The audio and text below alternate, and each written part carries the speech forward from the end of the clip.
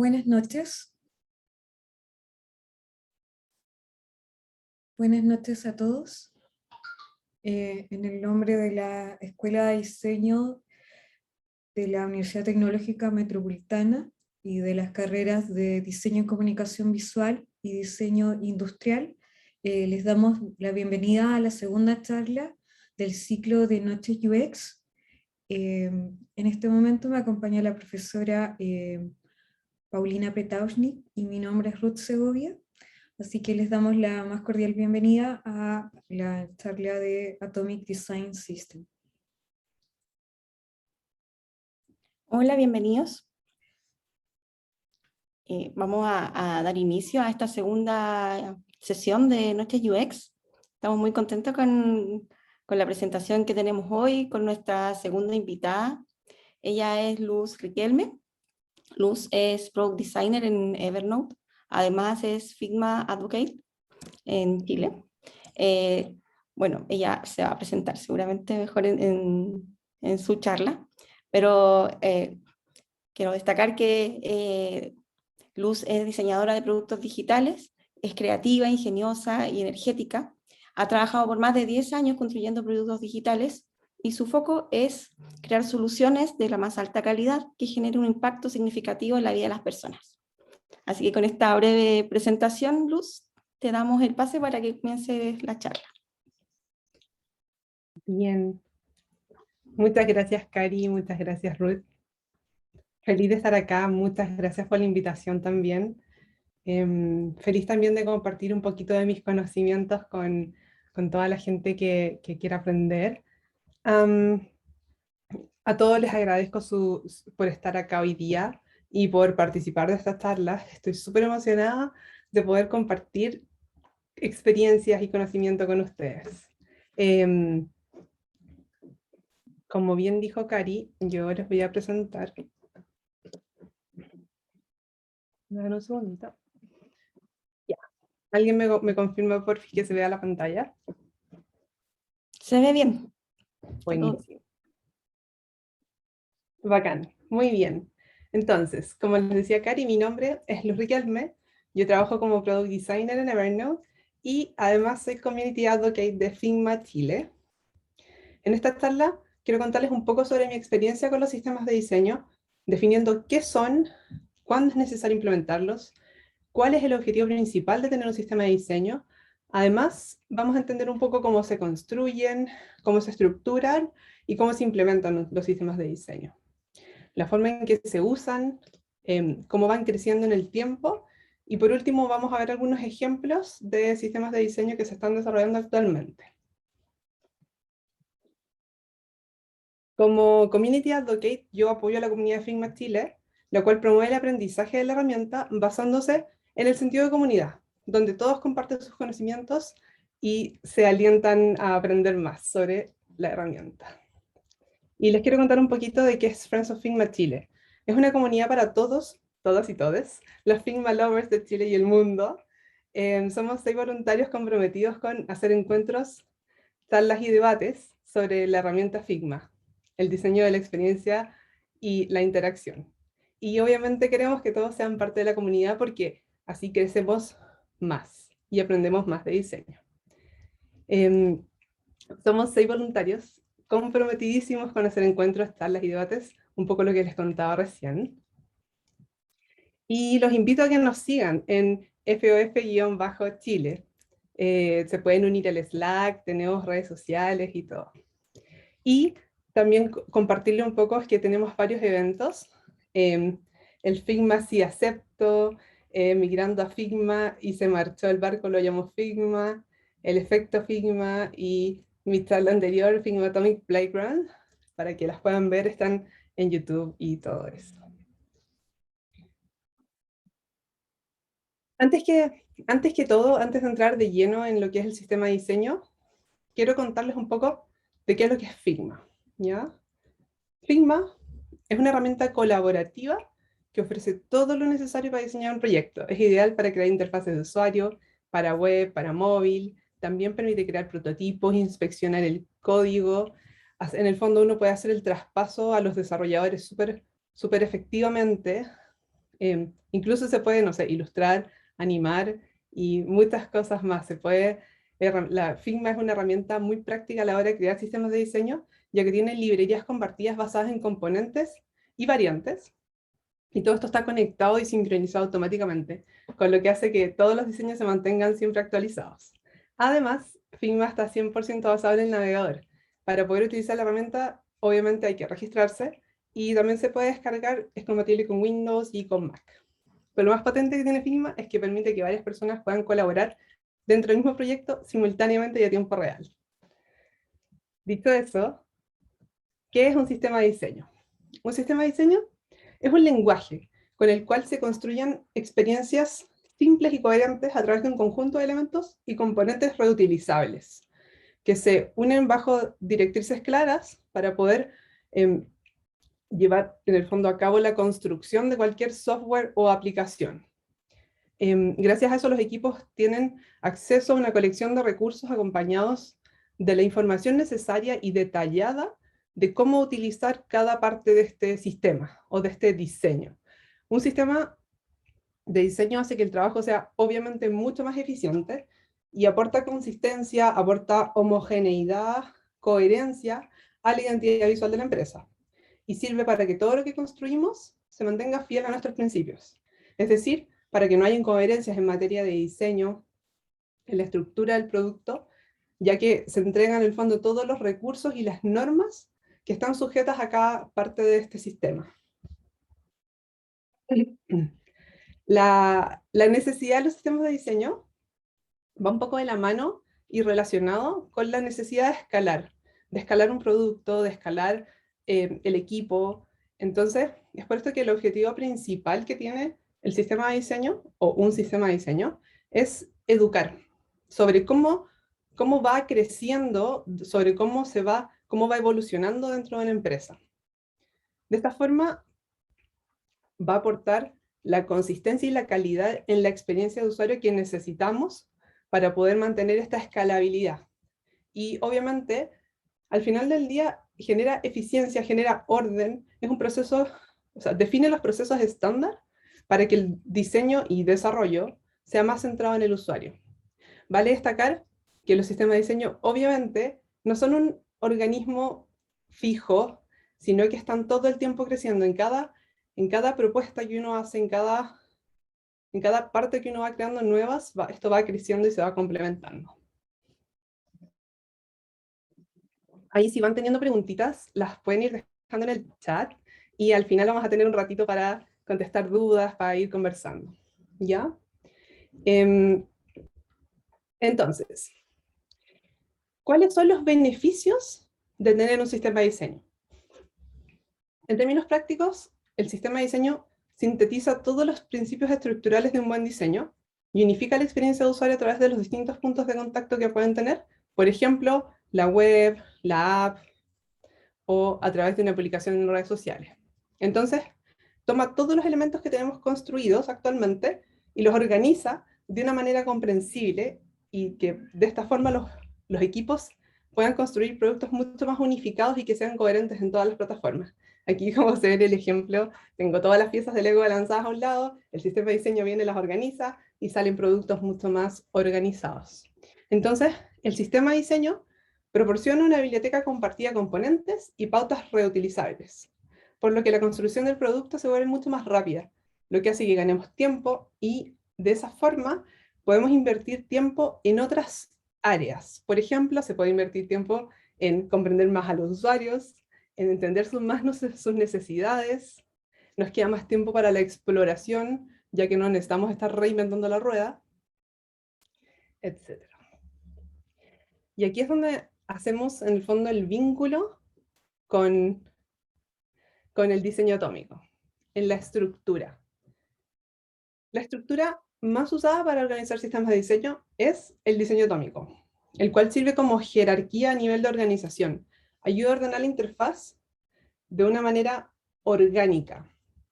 Entonces lo que hace es, usa esta lógica orgánica para ordenar los elementos desde los átomos, para juntar un par y construir una molécula, y en que su conjunto forman un organismo para hacer la base estructural para crear una página o varias páginas que ya componen un sistema. El diseño atómico es una metodología creada por Brad Frost para crear y mantener sistemas de diseño y se basa en componentes para producir páginas completamente funcionales y escalables. Y les voy a contar un poquito de cada uno de estos partes del diseño atómico que nombré para ir en el fondo entrando en materia. Primero que todo, tenemos los tokens. Lo primero que tenemos en el diseño atómico es el token o foundation, que es la base del sistema, en el fondo, donde dejas establecido el estilo gráfico esencial de la plataforma. Dentro de eso tenemos el color, la tipografía, la estructura del layout, la grilla, la iconografía, etc. Luego tenemos los átomos. Un átomo es la unidad más pequeña y funcional que existe dentro de la metodología del diseño atómico. Los átomos necesitan estar acompañados por otros átomos para tener coherencia. Y cada uno de estos tiene múltiples estados de actuación, dentro de los cuales tenemos botones, inputs, selectores, avatars, etc. Los siguientes son las moléculas, que son como en la química, surgen de la unión de dos átomos. Una molécula es aquel elemento que se puede utilizar de forma autónoma debido a que tiene la información suficiente para poder funcionar en comunidad, y que llevado a ejemplos tenemos las notificaciones, los grupos de botones, imágenes con una bajada, títulos con párrafo, etc. Y con todo eso ya construido, estamos en condiciones de tener y crear un organismo, el cual se forma a partir de los átomos con las moléculas unidos y crean elementos más complejos. Estos organismos ya ofrecen una experiencia completa para el usuario, ya que teniendo un par de organismos en una pantalla logramos ya construir la base de una interfaz. Vale decir, un navbar, un footer, un header, carruseles, etc. Eso ya tendrían siendo los organismos dentro de. Finalmente, teniendo construida toda la base estructural, desde el token, átomos, moléculas, organismos, ya hemos construido la base de nuestro sistema. Y lo que ya viene en el fondo ahora sigue siendo crear las plantillas, las páginas clave que sean necesarias para ir utilizando en los diferentes diseños. Se publica todo en una biblioteca, los estilos, símbolos, componentes compartidos, para que los equipos lo puedan utilizar para diseñar o crear prototipos de nuevas experiencias, y mantenerla actualizada es la clave para mantener todo el equipo sincronizado.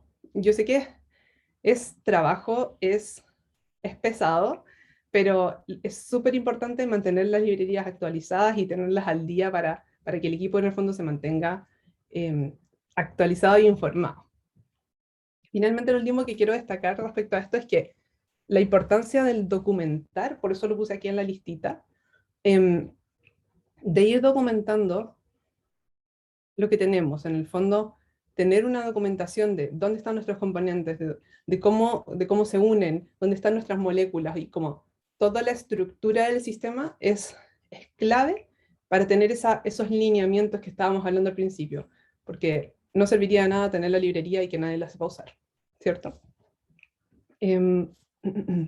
Donde obviamente tenemos que tener considerado todos nuestros elementos del sistema, pero además todas las consideraciones, o sea, si nos vamos un poco más al detalle, consideraciones de accesibilidad, de color, de implementación, en los sistemas de diseño actuales, más grandes y de empresas más elaboradas, toman en cuenta todo ya el componente desarrollado,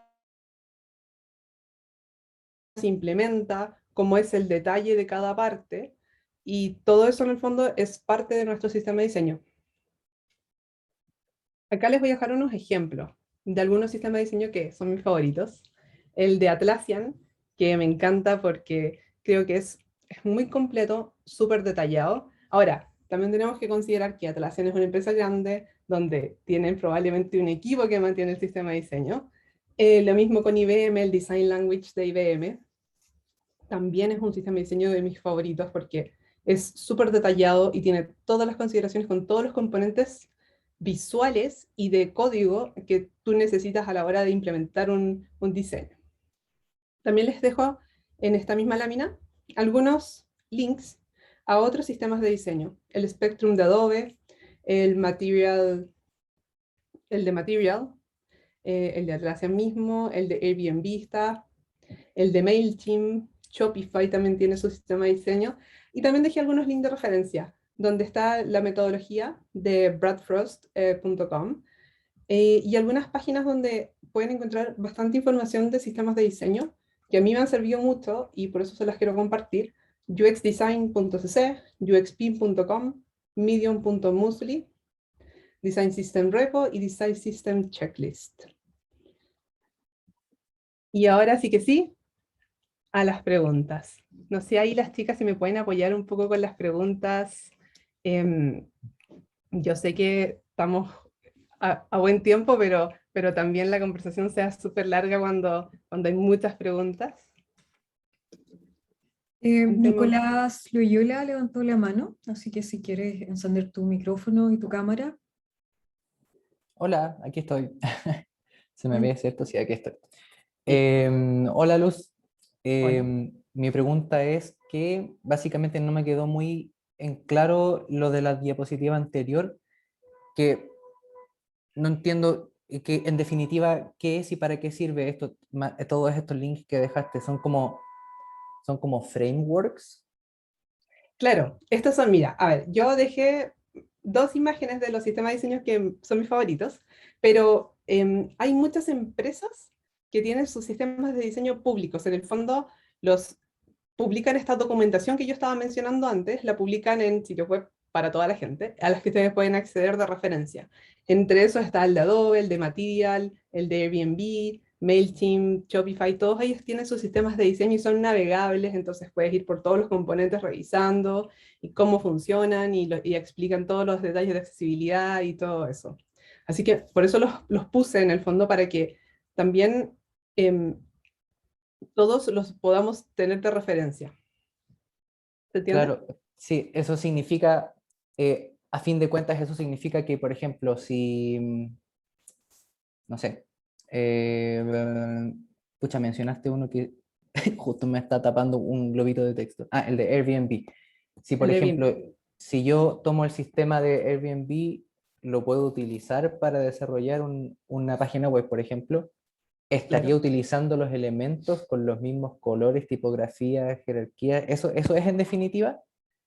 claro, exacto. En Ya, el ok. fondo hay muchos que, o sea, por ejemplo, no sé, el IBM, ellos tienen su design system abierto a la gente. Hay varios que son open source, hay otros que son para ellos mismos, para sus equipos de diseño, para poder trabajar en el fondo lo que dices tú, el sitio web, la aplicación, etcétera. Claro, sí, que me parece extraño entre comillas, como que se permita utilizar una plantilla, por ejemplo, de un sitio que es algo súper reconocido. Es como sí, entonces todas las páginas quedarían en el mismo lenguaje, se parecerían mucho. O Ahí sea, como que, tú lo puedes usar de referencia, no es que ellos lo hagan para que toda la gente lo utilice, pero por ejemplo, IBM lo hace para que todos los developers de IBM puedan en el fondo ir teniendo esos lineamientos para construir los productos basados en, ¿se entiende? Entonces, por ya, ejemplo, Adobe también hace un poco lo mismo. Para todos los creadores, por ejemplo, de plugins que van a funcionar con Adobe, ellos van siguiendo los lineamientos. Y entonces la idea de un sistema de diseño principalmente es poder entregar ese lineamiento de referencia para que ellos puedan, para tú poder construir un producto y para que tu equipo pueda escalar. ¿Se entiende? claro. Entonces como que la identidad es la que se extrae a raíz de todos estos detalles técnicos y se pueden utilizar para usos secundarios, ¿cierto? Claro, Me sí, refiero a que visualmente la identidad está en todas estas pautas. A eso me refiero. sí, exactamente. Precisamente como nombré al principio, em, el sistema de diseño en el fondo toma todos estos componentes de tu identidad de marca, por así decirlo, para construir cada componente y tenerlo disponible en la librería. Veo hartas preguntitas en el chat, no sé si ahí... Bueno, Daniela Edo pregunta, ¿los sistemas de diseño mencionados son de libre uso o más bien son para crear los nuestros? ¿Hay restricciones de uso de estos, licencias o CCC? ¿CC? Hay algunos que son abiertos, hay otros que no. El de IBM, por ejemplo, es abierto, y de hecho tú puedes tomar el código y utilizarlo. Ahora, ¿por qué se los muestro y por qué se los dejo de referencia? Porque en el fondo cuando uno quiere construir su sistema de diseño basado en tu propia identidad marca, uno puede ir mirando referencias de distintos sistemas y es ahí donde yo creo que es súper importante hacer este research y por ahí un poco el objetivo de mostrárselos y como dejarlos de referencia. Sebastián Bascuñán pregunta, ¿los sistemas de diseño los construyen solo los diseñadores UX y desarrolladores? ¿Quién más participa? En el proceso de construirlos, sí, efectivamente participan diseñadores. No diría que solo diseñadores UX, yo diría que diseñadores en general, pero también dependiendo del estatus de escalamiento en el que estés. Por ejemplo, si es una empresa pequeña con un sistema de diseño solamente en la librería de diseño, sí, solo diseñadores, pero después, en algún punto, estos componentes van a ir desarrollándose y se necesitan disponibilizar en una librería más pública, llamémoslo, desarrollada, y ahí sí participan developers. Por ejemplo, yo estuve conversando con los que crearon el sistema de diseño de Engie, que son de Engie Design, y ellos decían que al final tenían un diseñador y un developer tiempo completo en el fondo trabajando y construyendo y desarrollando su sistema de diseño para que se mantuviera en el tiempo. Valentina Rodríguez pregunta, ¿cómo es tu proceso al crear o empezar desde cero un sistema de diseño? ¿Por dónde empiezas? Y Es suma, variado, disculpa, perdón, a veces termina. Gutiérrez dice, ¿hay algún checklist o paso a seguir para empezar con la creación de un design system? Sorry, estoy manejando, no puedo prender la cámara. Está bien, está bien. Ya, a ver, primera pregunta. ¿Cómo es el proceso? Ujú. Yo te diría que lo primero que necesitas hacer es el análisis, vale decir, ¿dónde estamos hoy día? ¿Qué es lo que tenemos y qué es lo que necesitamos realmente? Porque hay que considerar que el crear un sistema de diseño es un proceso largo, pero además de largo, requiere de mantención. Entonces, obviamente, primero tienes que analizar si lo necesitas o no, ¿ya? Porque efectivamente ahorra tiempo cuando, no sé, el equipo es muy grande y ya construiste una librería, te ahorra tiempo, mucho. Pero alguien tiene que mantener la librería o tiene que haber un proceso en lugar para que esa librería se vaya manteniendo y no se quede desactualizada, ¿ya? Es un poco como el por dónde empezamos. Y la segunda parte, sí, hay varios checklists online. Yo dejé aquí el link de designsystemchecklist.com, donde en el fondo uno hace un check de todos los componentes necesarios para construir este sistema de diseño.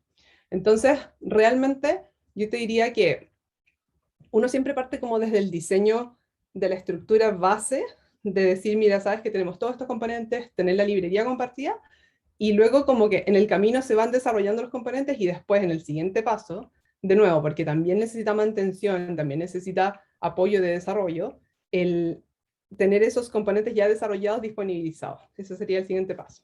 No sé si respondí completamente tu pregunta, pero cualquier duda puedo continuar. Bueno, y Pablo Cuellar dice, ¿cómo sería el proceso y qué decisión se contempla al actualizar algún elemento en un sistema de diseño? A ver, depende, porque, por ejemplo, si tú ya creaste un patrón que está testeado, que funciona bien, lo que puedes hacer es crear un patrón nuevo o rediseñar el patrón si, por ejemplo, no sé, por ejemplo, hiciste una modal y en los botones de la modal los pusiste arriba y en el proceso de implementación, desarrollo, avance del flujo de trabajo te diste cuenta que los usuarios no encontraban los botones porque estaban arriba, vas a rediseñar ese componente completo. Y entonces vas a decir, por ejemplo, que los botones estén abajo. Ahora, si por ejemplo tú tienes en el fondo esta modal y el problema es que van a agregar una botonera más, ahí efectivamente vas a diseñar un componente nuevo y lo vas a agregar a esta key screen o pantalla clave template que estábamos conversando también en algún punto. Marisol Carrillo pregunta, cuando hay un rediseño, ¿cómo es el proceso? Cuando hay un rediseño, yo te diría de nuevo que lo primero es analizar cuál es el problema realmente. Lo que uno usualmente hace es como, bueno, obviamente partimos si es que tenemos algo de información, algo de data de si, por ejemplo, se probó, se testeó, y entonces definir cuál es el problema que tenemos respecto a este elemento que se quiere rediseñar, por qué se quiere rediseñar principalmente, y después de eso en el fondo se hace una etapa como de exploración. Se toma en el fondo las posibles soluciones, y por ejemplo, yo en mi caso en Evernote converso con el equipo, les muestro las posibles soluciones, y llegamos como a un consenso de propuesta de diseño para avanzar con el rediseño, por así decirlo. Y en ese sentido, Andreina Potela pregunta, ¿cómo es el proceso de implementación? ¿El proceso de implementación de un sistema de diseño? Supongo que sí. Esa es Ya. la pregunta. El proceso de implementación creo que tiene como dos partes. Por un lado está el diseño de cada uno de los componentes, o sea, cada una de las partecitas del UI, que después pasarían a ser desarrolladas y también documentadas. Entonces, por ahí el proceso, dependiendo también del tamaño de la empresa, de nuevo, porque hay algunas empresas que solo tienen un UI kit, hay otras empresas que tienen un UI kit más los componentes de la librería, más el desarrollo de esos componentes, por ejemplo, como el DBM, que es un sistema de diseño enorme, con muchos componentes, muchas páginas, y cómo se implementa al final del día es un proceso como de creación y desarrollo al final. No sé si respondí completamente a la pregunta. Mauricio, bueno, en el chat después nos avisará si la contestaste bien o si quizás quería preguntar alguna cosa. Buenísimo. Mauricio Ross pregunta, bajo su experiencia en trabajo colaborativo con el área de desarrollo, ¿qué es mejor usar? ¿Storybook o Zero Hate? No sé qué es Zero Hate. Zero Hate. No puedo contestarte, no tengo idea. Entonces, y Miguela ya la pregunta, hola, ¿cuál es la diferencia entre un UI kit y sistema de diseño? El UI kit es solo la parte visual de este sistema. En el fondo vendrían siendo como los átomos y organismos dentro del sistema. Es como la parte del diseño de estos elementos. Víctor Nahuelcheo dice, pregunta, ¿cuándo y por qué decidimos comenzar con un sistema de diseño y cómo podemos comenzar creando uno? ¿Cuándo y por qué? Porque en el momento en que tu empresa necesita escalar y necesita construir algo que pueda en el fondo compartirse en todos los equipos y pueda ir creciendo, ese es el momento en el que tienes que evaluar si hacer o no un sistema de diseño. ¿Y por qué? Porque realmente ahorra tiempo a la hora de avanzar en el diseño y desarrollo de los distintos productos que puedas tener. Víctor tiene la mano levantada, no sé si quiere agregar algo a su pregunta. Sí, gracias Luz. Bueno, complementando con la pregunta anterior, era, o sea, ¿cómo comenzamos con un sistema de diseño? Si, por ejemplo, decidimos crear un sistema complejo, o sea, ¿por dónde comenzamos? O sea, comenzamos primero definiendo qué es lo que queremos desarrollar y en base a eso comenzar con, digamos, con la documentación de marca, o no sé, o quizás comenzamos por otra parte, ahí es donde, bueno, va enfocada la pregunta. Claro, mira, efectivamente, como tú dices, Víctor, lo más principal es tener, obviamente, en consideración la identidad de marca, porque es lo que te va a dar el lineamiento principal para poder, en el fondo, construir la base estructural de tu sistema, ¿ya? Porque, obviamente, todo este UI kit que mencionábamos antes va a ser, en el fondo, a seguir todos estos lineamientos de identidad que son tu branding en este caso, ¿ya? Y en el fondo, no solamente el branding, sino que también como tomando en cuenta la cultura y los principios de la empresa, va a hacer que uno pueda construir de una u de otra forma todos estos componentes del sistema. Dale, súper. Muchas gracias, Luz. Bárbara González pregunta, ¿hasta dónde termina un UI kit y comienza un sistema de diseño? Yo te diría que pueden ser ambas, ¿ya? Porque el UI Kit es como la base primaria del sistema de diseño. Se convierte en un sistema cuando lo piensas como componentes, por así decirlo. Porque en el fondo el UI Kit es como la base de color, tipografía, no se trae los botones, pero por ejemplo cuando ya se va construyendo en pantallas y templates para estas pantallas, ya en el fondo yo lo llamaría un sistema de diseño. Daniela Edo pregunta, en la experiencia propia, marketing tiene su manual de marca y por nuestro lado tenemos un sistema de diseño. ¿Cómo los hacemos convivir y que ambos sean válidos? Entendiendo que muchas veces marketing dice que nada se puede hacer que no esté en el manual. Yo te diría que deberían ser uno, ¿ya? Yo creo que la documentación de la columna vertebral de esto debería ser la misma, ¿ya? O sea, me tocó construir un sistema, por ejemplo, a mí, y yo sí tomé los lineamientos de marca y tomé los lineamientos de marketing y incluí todo en la misma documentación. Entonces, porque al final del día es el tiempo y, y los recursos de todo el equipo. Al final estamos todos remando hacia el mismo lado. Entonces, por lo mismo creo que es súper importante considerar todo lo que hace marketing, tanto como todo lo que hace diseño. Y por lo mismo creo que deberían ser un solo documento, por llamarlo de una forma, de que en el fondo entregue todos estos lineamientos. Sí, por ahí también va como un poco la pregunta que hacía Sebastián al principio, que decía que quiénes participaban en la creación finalmente de un design system. Claro, sí, Que marketing también participaría. también debe Precisamente. participar. Marisol Hoyos, hola, ¿cuál es la diferencia entre Style Guide, Design System y UI Kit? ¿Cuándo se usa cada uno? A ver, es que ahí un poco, yo te diría que es un poco de definición. El Style Guide es básicamente una línea de, o sea, es una guía de lineamientos gráficos, ¿ya? El UI Kit es como un pack de, de partecitas para poder construir, por ejemplo, una aplicación o para poder construir una web.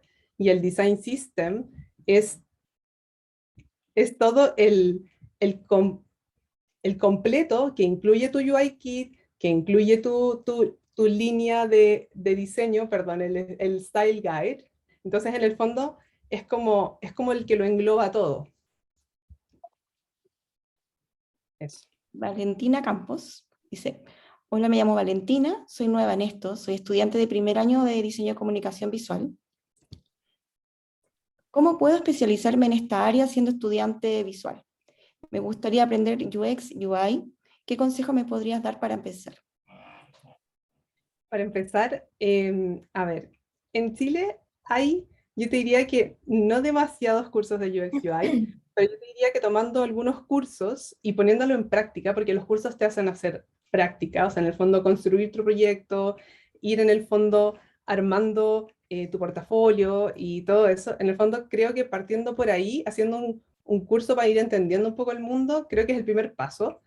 Por otro lado, también bueno, un poco lo que les mencionaba antes, está la comunidad Figma, donde nosotros también nos encargamos un poco de ir contándoles qué es lo que está pasando hoy día en el diseño en Chile, y también vamos en el fondo haciendo como capacitaciones, cursitos de qué es lo que cómo se usa Figma, por ejemplo, que también es una herramienta que está un poco de moda, pero también es porque es muy potente para en el fondo el trabajo del día a día en el diseño.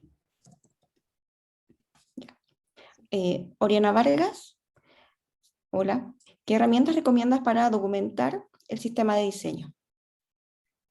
A ver, yo he documentado en Confluence, creo que es mi favorita, pero hay un montón. O sea, por ejemplo, podría ser Notion, podría ser un Evernote, em, y en el fondo lo más importante, y depende también como de la forma en la que estén trabajando el sistema. Porque, por ejemplo, en Confluence tú puedes incluir toda la documentación, mostrar los ejemplos de Figma, por ejemplo, y también incluir los pedacitos de código que son los snippets desarrollados. Por otra parte, por ejemplo, si tus desarrolladores, no sé, usan Bitbucket o otra herramienta, efectivamente la forma variaría un poco. Por ejemplo, en Notion no te podría decir que puedes integrar snippets de código. Entonces, por ahí también, mirando referencias de los sistemas de diseño que están aquí en la pantalla, creo que también pueden en el fondo ir haciéndose una idea de cómo lo hacen otras empresas. Obviamente, hay muchas empresas grandes que tienen, o sea, en el fondo las empresas grandes tienen sus sistemas de diseño súper armados y súper elaborados, pero en el fondo para ir haciéndose una idea de cómo podrías en el fondo ir construyendo tu propio sistema. Miguel Ayala consulta, ¿es mejor hacer un sistema aparte para una aplicación, una app, o integrarlo en el sistema de interfaz? Desktop, por ejemplo. Dices tú como tener dos sistemas por separado de entre una web y una app. ¿Entendí bien la pregunta? No sé, ahí, Cari, si tú me ayudas ahí. A ver, un sistema, claro, para la aplicación. Sí, me imagino que el desktop se refiere como a web. Claro. Deberían ser librerías, creo, a lo que se refiere. Yo te diría, de nuevo, que un sistema de diseño en el fondo engloba todo lo que debería ser tu producto. Entonces, deberías poder tener tu app, tu web y todas las otras partes del UI que vayas construyendo dentro de este mismo sistema. Yo diría que debería ser solo uno. Bueno, Gustavo pregunta si va a estar grabada esta presentación y le respondo que sí. Nosotros grabamos todas estas sesiones y están después documentadas en nuestro canal de YouTube de la Escuela de Diseño. Que ahí después vamos a compartir de todas maneras el link.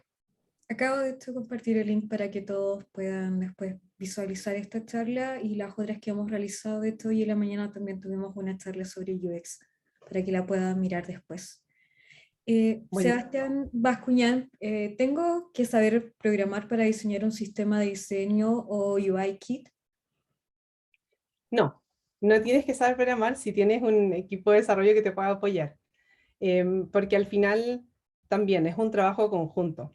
Uno va en el fondo armando un diseño que luego se va desarrollando y se va como componentizando, creando los componentes para ir complementando este sistema. Mariana Ruiz dice, ¿se podría decir que un UI kit se completa por átomos y el design system ya incluye átomos, moléculas y organismos? Sí, exactamente. Ahí en el fondo el UI kit serían los tokens, serían los átomos y yo te diría que hasta las moléculas. Pero de ahí en el fondo al construir todos los organismos, las plantillas y las páginas dentro del sistema, ya ahí armaste un sistema. Efectivamente. Y Daniela Edo dice, ¿las interacciones son partes de un sistema de diseño? Sí, sí, exactamente. El sistema de diseño, aparte de incluir en el fondo todo lo que es el Style Guide, el UI, también incluye las interacciones, un poco también lo que mencioné al principio, la identidad y vamos con la cultura y los principios, y las interacciones al final son parte de esta propuesta visual, pero también piensen que los componentes del sistema también pueden estar desarrollados, entonces obviamente hasta puedes tener el snippet de cómo se vería el componente funcional, entonces por ahí sí, necesita tener el diseño de interacción. Ana Rangel dice, ¿puedes compartir el link para ver el Confluence? Claro, yo les puedo compartir el link. Y Marco Por supuesto. Restrepo dice, hola, ¿conocen alguna metodología eficiente diferente a Atomic Design para construir sistemas de diseño? Es una buena pregunta. La verdad, yo te diría que no he visto un sistema que no esté construido con diseño atómico. Jaider Martínez dice, yo no tengo muy claro esto de documentar el sistema de diseño. ¿Qué objetivo tiene la documentación y qué es exactamente lo que se documenta? A ver, el objetivo de la documentación tiene que ver con entregar esos lineamientos. Es como cuando uno tiene un diseño y lo va a presentar, es en el fondo entregar esos lineamientos de estilo. Entonces, esa documentación te sirve para poder ir diciendo, mira, vamos a tener este botón, se debería ubicar en la parte inferior, y después en el fondo todo eso debería quedar por escrito. No sé si me expliqué bien. Bueno, Joel Rivera dice, ¿cómo se organiza y trabaja con el sistema de diseño cuando se trata de las animaciones interactivas? Ahí, a ver, hay como varias formas. Por ejemplo, cuando tienes una librería, vámonos al ejemplo de Figma. Cuando tienes una librería en Figma y construyes un elemento interactivo, vale decir, por ejemplo, un switch. Construyes un switch que queda interactivo. Entonces, vas y publicas este componente en tu librería y entonces, ¿cómo funciona? Funciona que tú vas desde algún archivo y lo vas a utilizar y lo traes en el fondo desde tu librería. No sé si respondí bien a tu pregunta, y si me quedó algo me puedes comentar.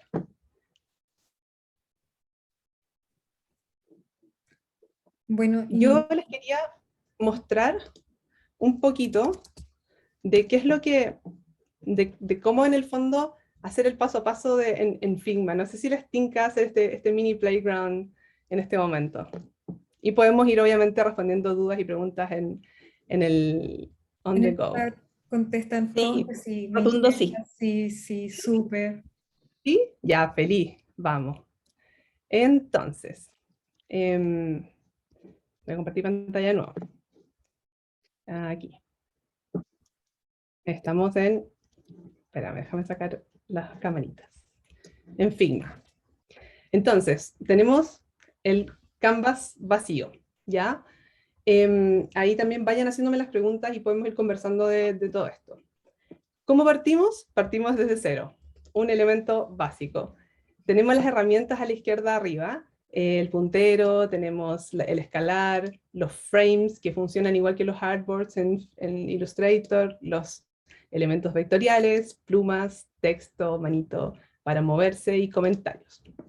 ¿Cómo partimos nuestro sistema de diseño? Paso cero, creamos algo. Por ejemplo, vamos a crear un botón que se llame botón.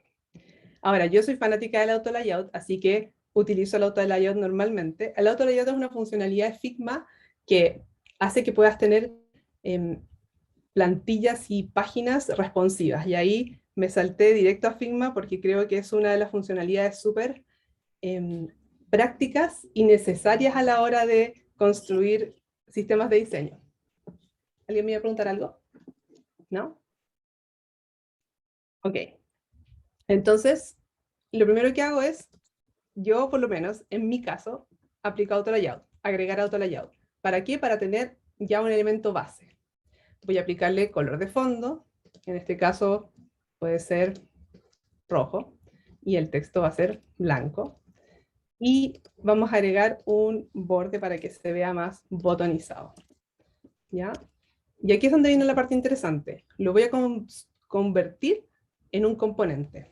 Entonces yo uso todos los shortcuts para convertir en componente. Tenemos el componente creado. Acá a la izquierda podemos ver el componente botón. Vamos a crear una variante, un poco lo que mencioné antes de este botón. Lo que significa es que vamos a tener el botón 1 y su variante. Por ejemplo, las variantes se usan para cuando tienes un botón principal y un botón secundario. ¿Ya? Entonces aquí tenemos ya los primeros pedacitos. Tenemos un token que es el color rojo. Si por ejemplo vamos y tomamos nuestro color rojo que está acá y lo agregamos a la librería como color rojo, ya construimos nuestro primer token. ¿Ya? Entonces tenemos nuestros dos componentes. Este lo vamos a convertir en botón componente aparte. Los vamos a agrupar como variantes en Figma.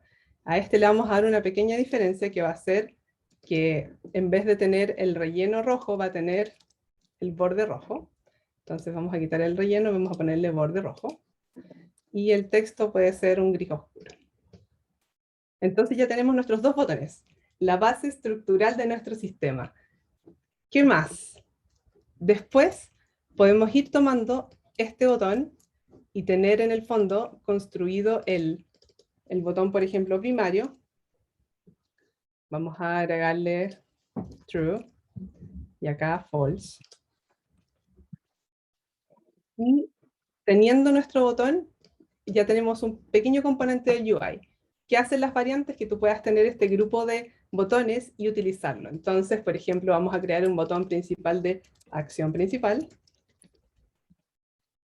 y el botón secundario de cerrar, por ejemplo. Y entonces vamos y lo apagamos. Entonces tenemos ya nuestros dos primeros elementos, o sea, vale decir nuestras moléculas, y con esto vamos a crear una botonera. Entonces, de nuevo, yo, fanática del auto layout, vamos a darle el auto layout. Entonces, teniendo nuestra botonera, vamos a agregarle un color para que sea más visible. Ya tenemos la base, de nuevo, la base estructural, ya creamos un organismo pequeño, ¿ya? Después, ¿qué hacemos con esto? Esto ya es parte de nuestra biblioteca. Acá, en las librerías, podemos publicar nuestro componente botón, lo podemos publicar en nuestra librería. Por ejemplo, acá yo tengo, bueno, mi archivo se llama Figma, y cuando lo publico, queda en el fondo disponible para que todos los equipos puedan utilizarlo. ¿Alguna pregunta hasta ahora? ¿Algo que les haya quedado en duda, que pueda yo ayudarlos?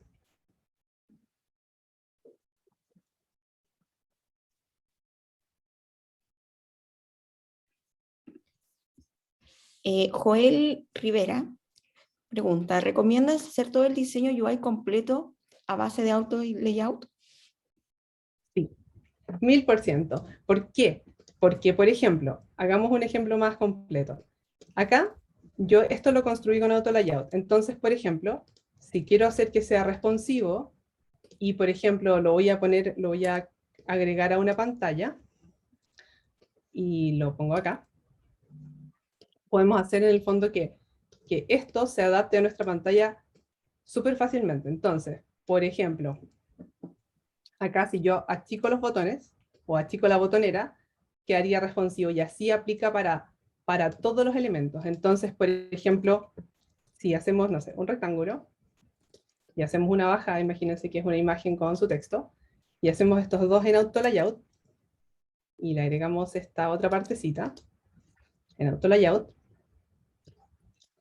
y acá, por ejemplo, queremos que este ocupe todo el espacio, lo podemos hacer como llenando el contenedor, y al llenar el contenedor en el fondo hace que esto se haga responsivo, pero esto también puede ser responsivo con respecto a lo que lo contiene además, y entonces acá ya vamos teniendo como pantallas súper responsivas. Entonces, por ejemplo, esto también puede, por ejemplo, llenar el contenedor, y a eso ya quedaría como todo lo de arriba responsivo, y lo de abajo también llena el contenedor. Entonces, esto nos da mucha flexibilidad. Por ejemplo, si queremos tener, no sé, vamos a hacer un diseño en 3 tamaños. Vamos a hacer un diseño grande, uno mediano y uno pequeño. Entonces, en ese sentido, lo recomiendo 100% porque te facilita mucho la velocidad de trabajo. Eso. Fanática del auto layout y de Figma. Víctor pregunta, ¿dónde publicaste el archivo? ¿El archivo de Figma? Me imagino. Sí, disculpa, es que claro, cuando una vez que el componente lo tienes listo y quieres, digamos, publicarlo, ¿dónde queda esa publicación? ¿Como en el archivo mismo? ¿O se va a un repositorio en la nube o algo similar? ¿Cómo funciona en Figma? Figma funciona con carpetas, archivos y páginas dentro del archivo. Una librería vive dentro de una página o de varias páginas dentro de un archivo. Entonces, cuando tú publicas la librería, en el fondo estás tomando todos los componentes creados dentro de este archivo y lo estás publicando. Entonces, por ejemplo, acá, como ustedes vieron, yo tenía 2 librerías más que están publicadas en la comunidad. Entonces, en el fondo, quedan como disponibles para todos los equipos de trabajo que comparten en el fondo el mismo Figma, el mismo equipo de trabajo en Figma. Ahí quedan disponibles y todos lo pueden utilizar de esa forma. ¿Se entiende? Sí, súper. Gracias. Ana, ¿hay más preguntas? Sí, vamos, no hay problema. Vamos a seguir respondiendo. Seguimos entonces. Sigamos nomás. Ana pregunta, ¿cómo desarrollo accede a esa biblioteca que acabas de crear, por ejemplo? Buenísima pregunta. Entonces, a ver, voy a mostrarles un poco la pestaña de inspeccionar Entonces yo voy y le digo a mi desarrollador, ¿sabes qué? Ya tengo creados los 3 ejemplos. Hay varias formas. Le puedo mandar el prototipo, donde en el fondo yo genero un link para que él pueda entrar y ver las 3 pantallas, 1, 2 y 3 que yo ya generé. Por otra parte, él puede decir, ¿sabes qué? No, dame acceso porque necesito inspeccionar esto. Él puede ingresar a la misma visual que tenemos acá y, por ejemplo, al seleccionar el botón, él puede ir a la pestaña de inspeccionar y ver todo el CSS, no sé si alcanza a ver, está muy pequeño, puede ver todo el CSS relacionado con este botón. Por ejemplo, que el ancho es de 106 píxeles, que el alto es de 34, por ejemplo, que tiene 10 píxeles de padding, y además le entrega el estilo CSS escrito, cómo está construido desde el display flex hasta la dirección del row, el padding, la posición relativa a lo que lo contiene, las medidas y el color. Y entonces esto a ellos les facilita mucho para poder decir, ah, perfecto, aquí voy, agarro el color y lo implemento. Súper. Paz pregunta, ¿todos los elementos que diseñamos deben ser componentes? No deben ser componentes, tienen que ser componentes. ¿Por qué? Porque si no, no quedan como parte de la librería. Uno construye los componentes basándose en que van a estar todos integrados en esta librería. Y para eso sí, tienen que ser componentes, o al menos en Figma. Miguel Ayala, consulta. ¿Los iconos se deben hacer en Figma bajo una grilla o se traen desde Illustrator? Mira, yo te diría que se pueden hacer ambas cosas. En Figma hay algunos, o sea, hay una vista, por ejemplo, en Figma para poder ver los píxeles cuando haces un icono muy pequeño. Entonces uno hace en el fondo que ese icono funcione súper bien cuando uno está en la vista de píxeles. Si te fijas ahí, se ven los píxeles, te puedes ajustar a los píxeles. Ahora, efectivamente, cuando haces iconitos muy pequeños es un poco más difícil ajustarlos y que queden perfectos, pero yo te diría que a mí particularmente me acomoda muchísimo más trabajar los iconos en Figma que en otros programas. Daniela Edo, ¿un desarrollador al implementar debe crear todo desde cero o con un design system puede importar de alguna manera las variantes o las interacciones? Ahí es un poco lo que comentaba antes, porque obviamente depende mucho del tamaño de la empresa, el si tenemos o no desarrollado todos los componentes de nuestro sistema de diseño, porque obviamente necesita apoyo del equipo de desarrollo y eso es súper necesario a la hora de poder disponibilizar para otros desarrolladores los componentes que tú ya creaste. Entonces, por ejemplo, si yo entregué mi componente botón, ellos lo desarrollaron y lo dejaron como componente, por ejemplo, en un lenguaje, no sé, React, por ejemplo, y lo dejaron disponible en React en nuestro sistema de diseño documentado, sí, efectivamente van a poder tomarlo y ponerlo, digamos, en el layout que estén creando. Ahora, por otra parte, si la empresa es un poco más pequeña, usualmente no tienes todo el desarrollo quizás compartido o disponibilizado para otros desarrolladores. Entonces lo que pasa es que tú en el fondo tienes este componente desde tu librería de diseño y no necesariamente tiene que estar disponibilizado en el sistema como documentado a nivel de desarrollo, por así decirlo. ¿Se entiende? Valentina del Río dice, no entiendo cómo se usa la herramienta de auto layout. ¿Podrías explicarlo, please? Por supuesto, yo soy evangelizadora de auto layout. Ya, a ver, como les expliqué antes, el auto layout sirve de muchas formas. Uno puede englobar textos como formas. Entonces, por ejemplo, si tenemos 2 formas, podemos seleccionarlas y a las 2 aplicarle auto layout, que es el Shift A. Y aquí ya tenemos algo basado en auto layout.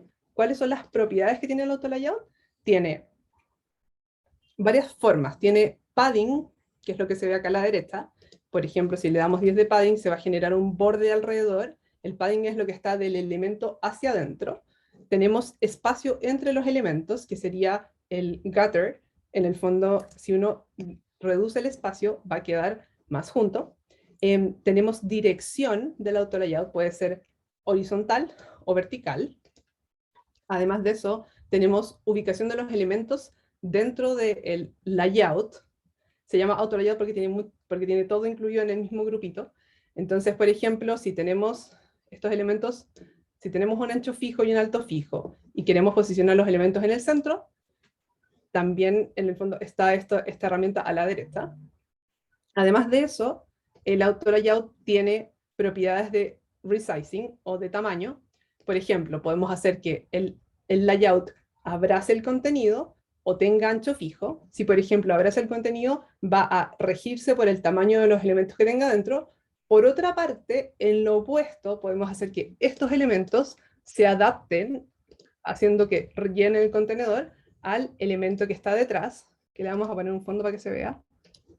Entonces, al cambiar el tamaño del elemento, se van a ajustar o reajustar al tamaño del contenedor. Y, por último, estas mismas funcionalidades que les estaba nombrando, de que se ajuste al ancho, también pasa en la vertical, por así decirlo. También podemos hacer que estos elementos se ajusten al alto del contenedor, y que si el contenedor cambia de tamaño, podamos en el fondo tener un layout, por así decirlo, responsivo. Esas son las propiedades del auto layout. Y en general se usa para juntar textos, elementos vectoriales como formas, imágenes y un montón de otros elementos. Ahora, ¿por qué yo armé el botón con auto layout? Porque cuando uno tiene un texto englobado en un auto layout, puedes cambiar el nombre y en el fondo te va a autoajustar el tamaño, porque yo lo tengo que abrace el contenido que está dentro. Por eso es tan práctico y tan funcional. Y además también, ¿qué otra cosa pasa con el auto layout? Es que puedes ir agrupando elementos. Entonces puedes moverlos y se reordenan de la forma en la que tú vas necesitando dentro del layout. Eso. Se nota que me gusta el auto layout, ¿no? Sí. Luis Palma, ¿cómo se puede restringir el tamaño de los botones para evitar que se deformen? Ejemplo, restricción de alto.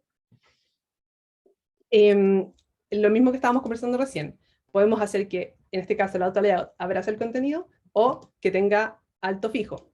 Ahora, por ejemplo, con eso tú puedes fijar el tamaño y poner que esté, por ejemplo, centrado para que no se deforme. Y ya está, o sea, es simple como eso. Ana pregunta, cuando dices que todos tienen que ser componentes, ¿los iconos también? Si tengo una familia de iconos, por ejemplo, ¿cada uno tiene que ser componente? Yo creo que debería ser componente, sí.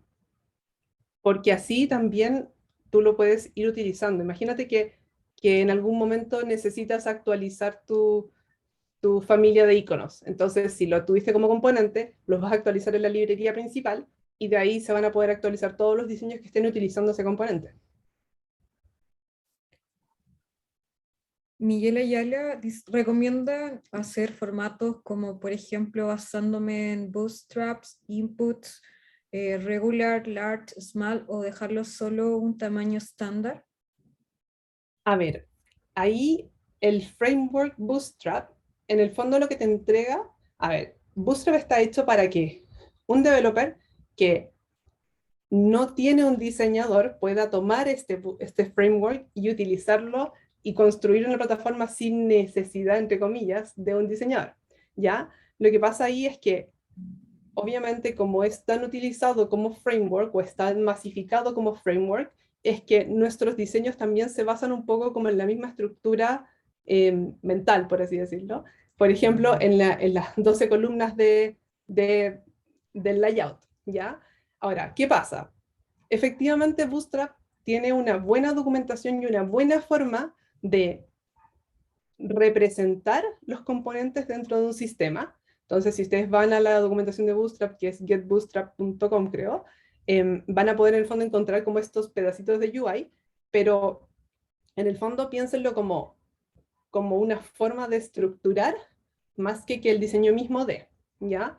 Entonces, te diría que tomarlo de referencia visual es como un diseño que está aplicado en miles de plataformas en el mundo. Creo que no, pero como referencia estructural vale decir, mira, los botones están con small, large, extra large, creo que sí. y de esa forma, en el fondo, puedes construir tu librería basada en esa estructura, framework que utiliza Bootstrap. Daniela, Edu, a quienes amamos Figma, si llegas a otro trabajo que usen Sketch, ¿es muy difícil el tránsito de plataformas? Mira, yo pasé un periodo muy cortito en Sketch. Yo te diría que es más complejo, pero principalmente por la colaboración, porque el Figma en ese sentido, al ser colaborativo, hace que todo sea muy eficiente. Eso. Joel Rivera, ¿cómo reutilizar correctamente de apoyo una plantilla de Design System de la comunidad hacia nuestro archivo proyecto?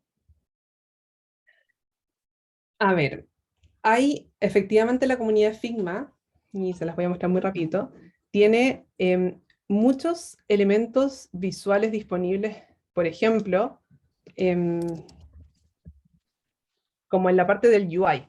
No necesariamente es una librería, pero efectivamente puede servir de base. Por ejemplo, el que está acá primero, el Undesign, que es un design system open source, se puede utilizar. Ahora también yo les diría que obviamente como diseñadores, uno toma como de base estructural uno u otro archivo, pero efectivamente deberías ir modificándolo porque también en el fondo tú lo vas a utilizar probablemente para una empresa o una marca. Entonces realmente en ese sentido, si bien puedes un poco utilizarlo de base, creo que es mucho más mejor utilizar como tu propio diseño en ese sentido. Natalie Calisto, ¿se consideraría como mala práctica utilizar un framework y ajustarlo a nuestro diseño? ¿Un framework como Bootstrap? No, porque realmente Bootstrap es, de nuevo, un open source de estructura que realmente uno toma y diseña sus propios componentes en base a una estructura funcional. No tiene tanto que ver con el diseño mismo. Y Ana pregunta, entre Adobe XD y Figma, ¿cuál es más óptimo para hacer un design system? Figma, 100%. Miguel Ayala, gracias. Lo último por mi parte, quería consultar. Me están yendo los. Disculpa. Se me escapó el. Ya. Dice, quería consultar si tienen algún link de buenas prácticas de cómo usar los iconos dentro de los botones, es decir, ¿cuándo es recomendable dejar el icono en el lado derecho o izquierdo del texto? Gracias de antemano. Es un dilema interno. Sí, a ver, yo te diría que Figma también tiene un poco de Learn with Figma, donde sí tienen buenas prácticas de diseño y nosotros también como comunidad siempre estamos compartiendo estas buenas prácticas que son como para diseñar mejor, tanto como para aprender más a utilizar la herramienta.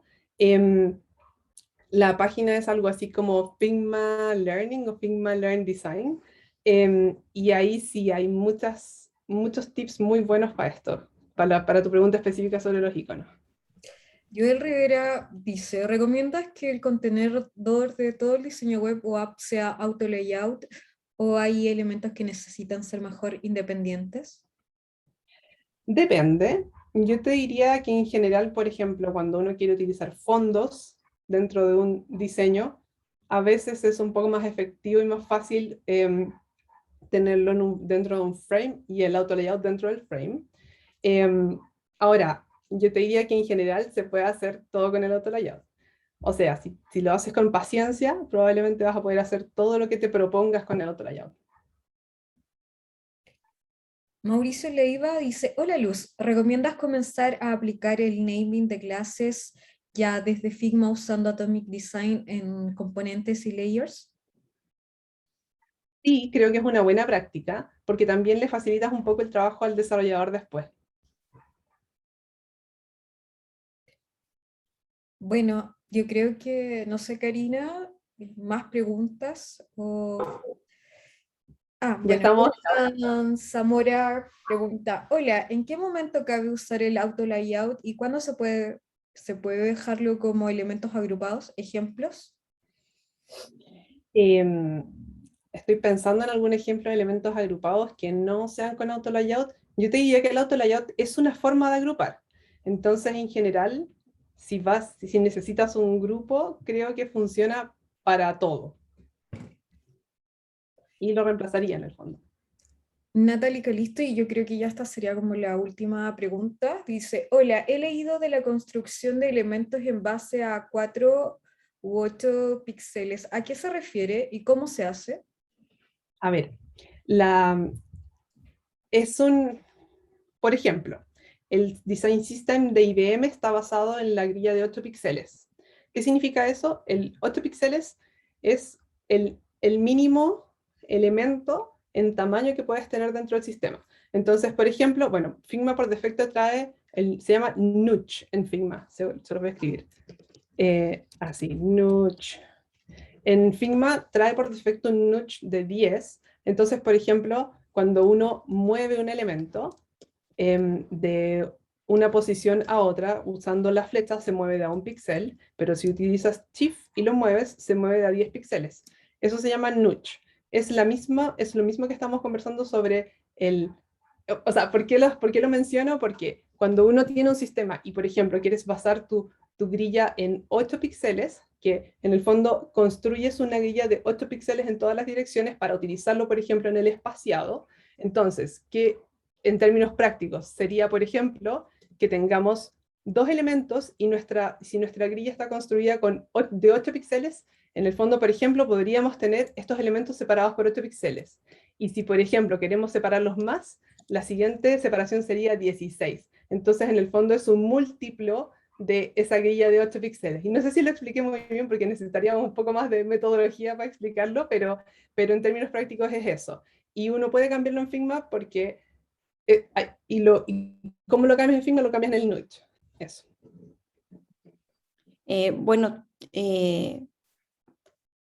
hubo muchas preguntas hoy, mucha interacción de parte de todos los asistentes. Te quiero agradecer, Luz, por estar acá, por aceptar esta invitación, que fue todo muy rápido. También agradecer a Seba Bascuñán, que ha sido parte también de las clases y un apoyo importante para todo lo que estamos haciendo.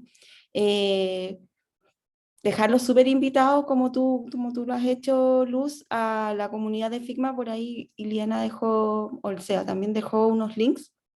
Y están los chiquillos hoy día presentes aquí. Ili, Tan, Katy. Muchas gracias, chiquillos, por el apoyo. Sí, genial el apoyo de todos. Bueno, eso, darte las gracias, Luz, muchísimas gracias a todos los que están acá, a todos, y dejarlos invitados para las siguientes sesiones. Ya estamos en la segunda noche UX. Vamos a estar hasta fin de año con estas mismas reuniones nocturnas. Esperamos que nos sigan acompañando, que sigan ayudándonos a difundir todas las actividades en torno a UX que se están haciendo en la Escuela de Diseño.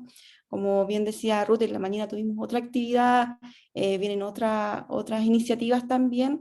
Así que muchas gracias a los estudiantes.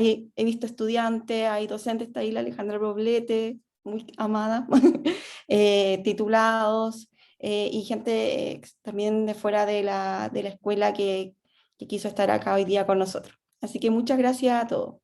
Y la sesión va a estar grabada, no se olviden. Sí, la sesión de esto ya el día de mañana va a estar disponible en nuestro canal de YouTube, así que para que lo puedan seguir, lo hemos copiado en el chat. Y también cuando les llegue la encuesta, que esperamos que lo respondan para que podamos ir mejorando este ciclo de charlas, ahí también va a ir el enlace para que puedan acceder. Así que muchas gracias a todos los asistentes. Alguien por ahí en el chat dice, si tengo una hija le pondré Luz.